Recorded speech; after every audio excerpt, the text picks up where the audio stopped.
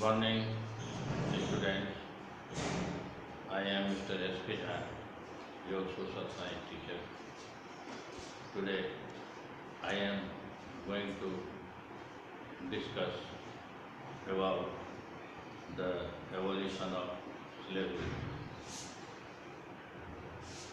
Students, as we know, one of the most revolutionary social reforms of the Jacobean regime was the abolition of slavery in the French colonies. The slave trade began in the 17th century.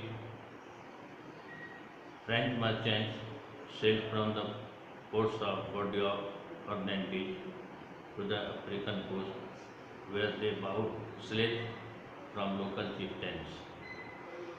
Branded and shackled, the slaves were packed tightly into the ships for the 3-month-long voyage across the Atlantic to the Caribbean. There, they were sold to plantation owners. The exploitation of slave labor made it possible to meet the growing demand in Europe market for sugar, coffee, and indigo. Port cities like Bordeaux and Nantes owed their economic prosperity to the flourishing slave trade. बच्चों, आज हम आपको France में विद्यमान slavery trade slavery के बारे में बताने जा रहे हैं और यह कैसे ख़त्म हुआ इसकी जानकारी दी जा रही है।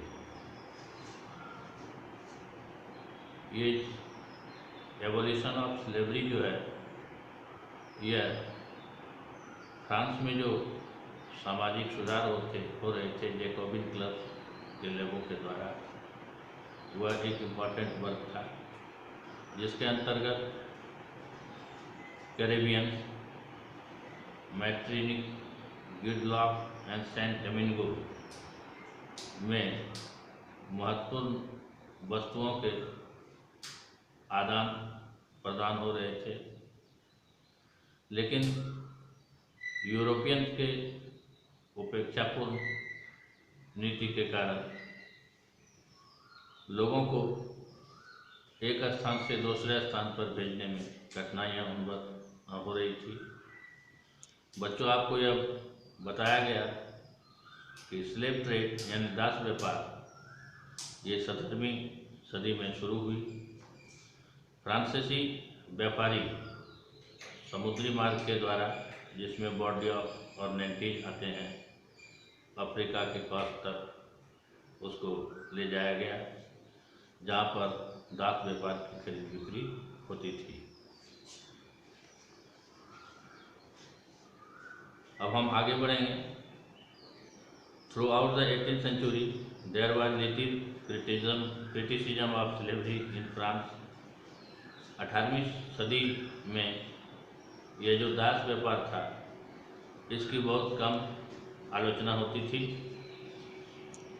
The National Assembly held long debates about whether the rights of man should be extended to all French subject including those in the colony, but it did not pass any laws.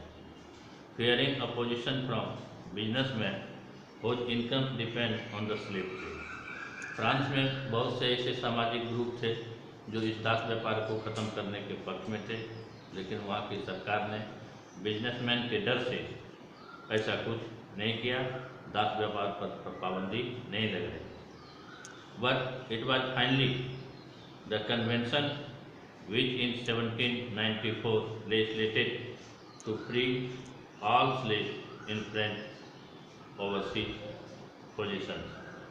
This, however, turned out not to be a short-term measure. 10 years later, Napoleon introduced slavery. Plantation owners understood their freedom as including the right to enslave African Negroes in pursuit of their economic interests. Slavery was finally abolished in France colonies in 1848. अब हम आपको Negroes के बारे में बता दूं कि Negroes क्या होता है। It is a term used for the indigenous people of Africa south of the Sahara region. It is a derogatory term not in common use any longer. दूसरा टर्म है इमेंसिपेशन, जिसका अर्थ होता है द एक्ट ऑफ फ्रीइंग। बच्चों, अब हम आपको conclusion की ओर लिए चलता हूँ, जिसके अंतर्गत आप देखेंगे कि किस तरह in 1984 Napoleon Bonaparte became the emperor of France. He set out to conquer neighboring European countries, dispossessing Danish cities and creating kingdoms where he placed members of his family. Napoleon saw his role as a modernizer of Europe.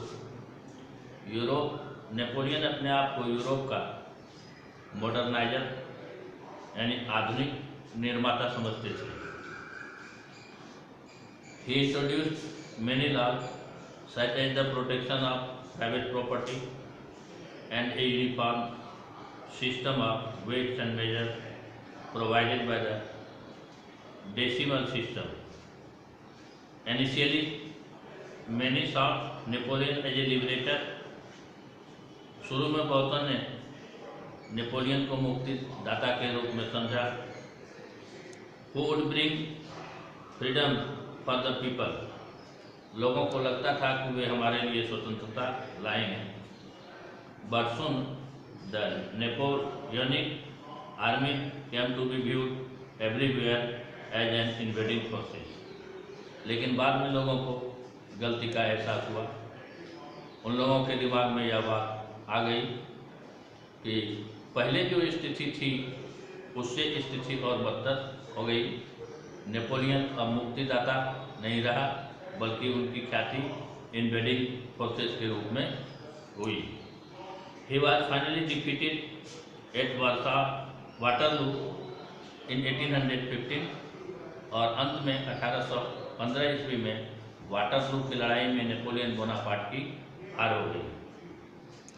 Many of its measures that carried the revolutionary ideas of liberty and modern law to other parts of Europe had an impact on people long after Napoleon had left.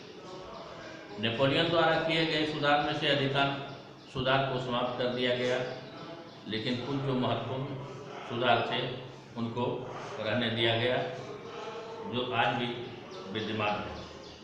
The idea of liberty and democratic rights were the most important legacy of French Revolution. These spread from France to rest of Europe during the 19th century, where feudal system was abolished. Colonized people reworked the idea of freedom from bondage into their movement to create a sovereign nation state. Thank you. Rest in next chapter. This chapter is ended up.